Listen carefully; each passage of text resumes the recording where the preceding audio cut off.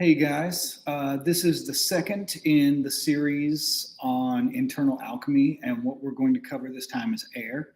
And what I'm trying to do is the same thing I said last time, do short videos that are straight and to the point so that I don't get distracted, derailed, go off talking about 1,000 other different things, just to give you as much information as I possibly can as succinctly as possible. And the last time we did that with the element of earth and the role that that played in internal alchemy. Tonight, I want to talk about air. And even though we've kind of moved beyond this in Magnum Opus, I wanted to go back and talk about this again, just because I don't believe I really did it justice the first time. I don't believe I articulated it as well as I wanted to, or really emphasized what it meant.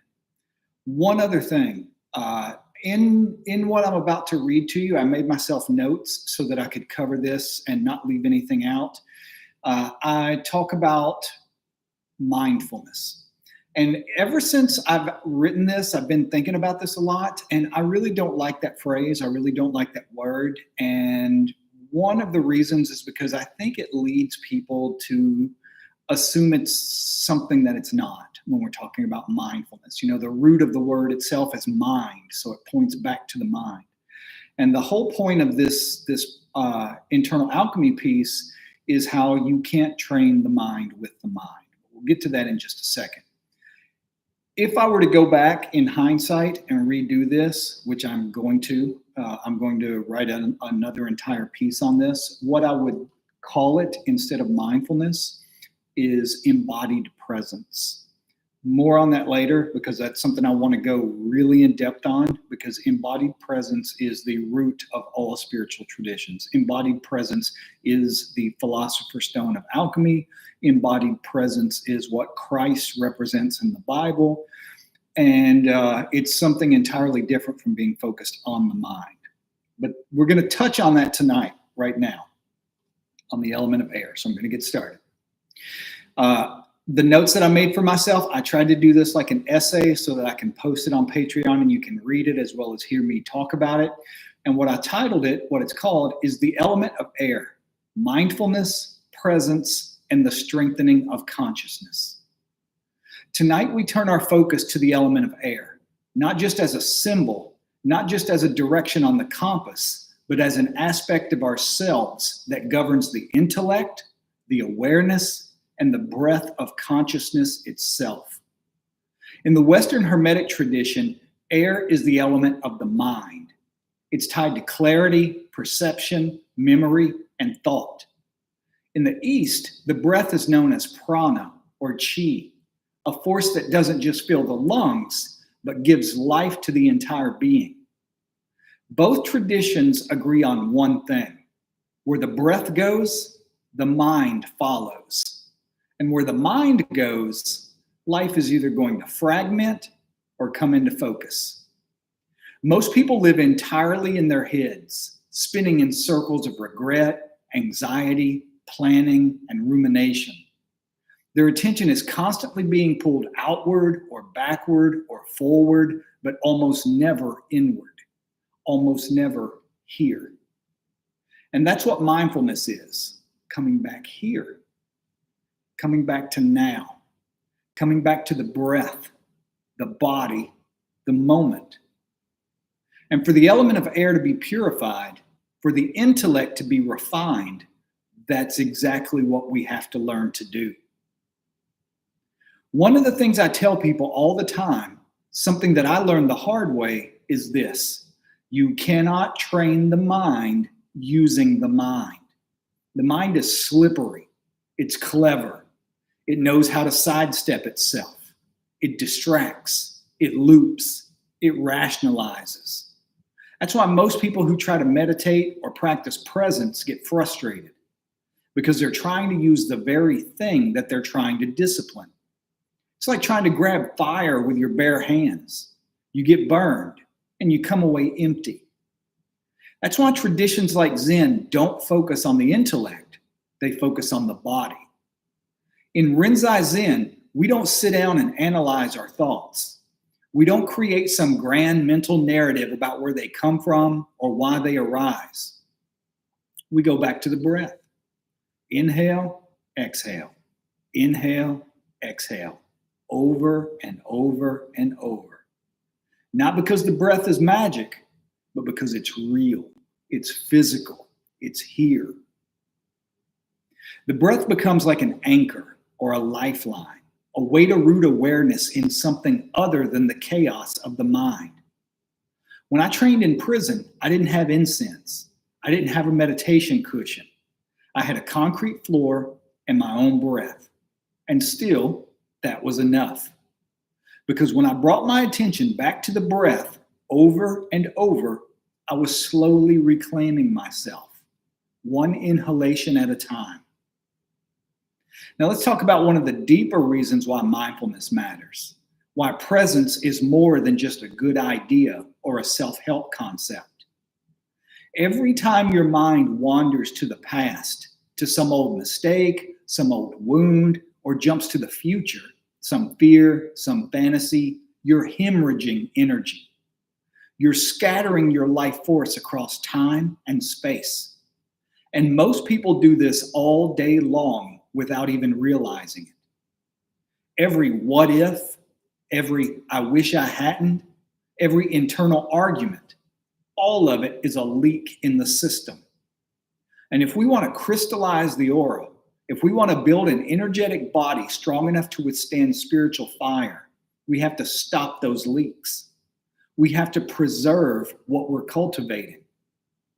In esoteric terms, this is about gathering and containing energy so that it can be transmuted.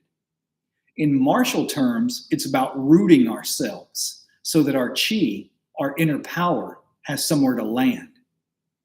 This is why mindfulness isn't just spiritual hygiene. It's energetic integrity. When you're fully present, when your awareness is centered, you stop scattering yourself. You stop losing pieces of your soul to every distraction. You become whole. You become strong. You become clear. Let me say this clearly. Nobody stays present 100% of the time. Not monks, not masters, not even the most devoted practitioners. But this practice isn't about perfect presence. It's about the return.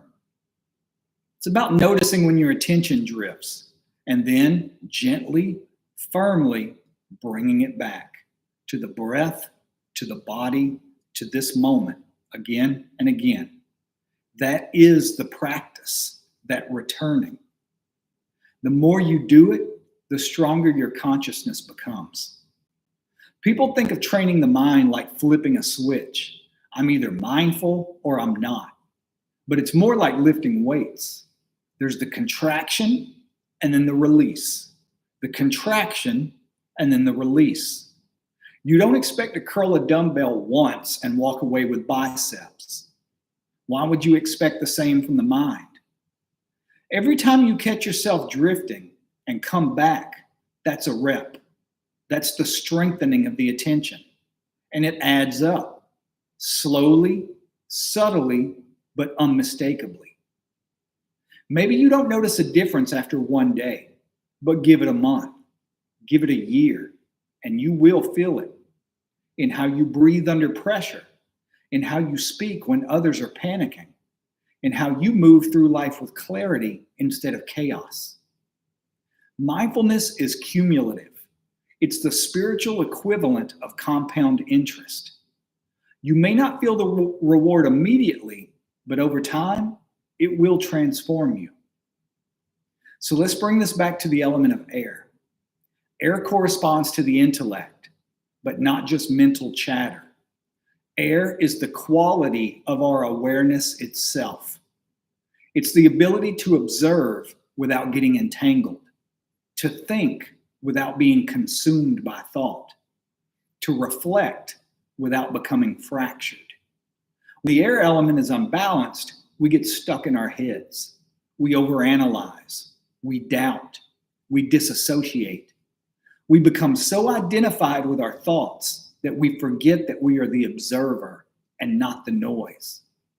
But when air is purified, something beautiful happens. Clarity emerges, insight, mental spaciousness, the kind of awareness that can hold paradox, that can witness pain without collapsing into it. And that clarity becomes a sword. It cuts through illusion. It slices away projection. It reveals the truth, not just about the world, but about ourselves. That's the purpose of this practice, to refine the air within, to shape the intellect into something spacious, still, and sharp. Not just so that we can think better, but so that we can be better. And now I'm going to give you a short practice for the element of air, just a very short form of meditation if you want to start doing this. This is the way to do it. If you're feeling pulled in 100 directions, or if your thoughts are racing and your energy feels thin, try this. Number one, sit comfortably with your spine upright, but not rigid. Number two, close your eyes and bring your attention to the tip of your nose. Number three, begin to breathe gently through the nose, simply observing the breath as it enters and leaves.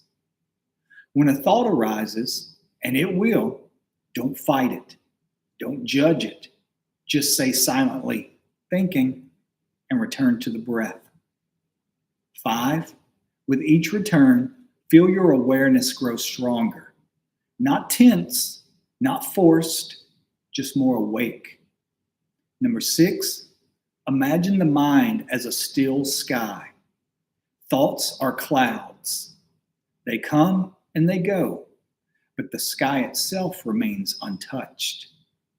Do this for 5 minutes, or 10 if you can.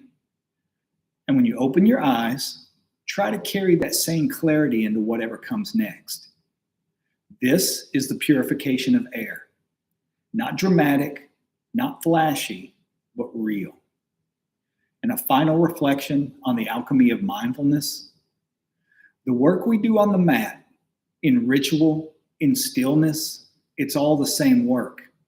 Whether we're throwing a punch or watching a breath, we're training the same thing, our consciousness. We're learning to come back to ourselves, to live with clarity instead of chaos, to speak from presence instead of reactivity, to preserve our energy instead of scattering it across time and fear. This is the true alchemy of the air element, the transformation of thought into awareness, of chaos into clarity, of distraction into discipline. And it starts with one breath, and then another, and then another, until the wind stills and you remember, you're not the storm, you're the sky, and you're here right now. Thank you for listening, and we will be back soon with another short video.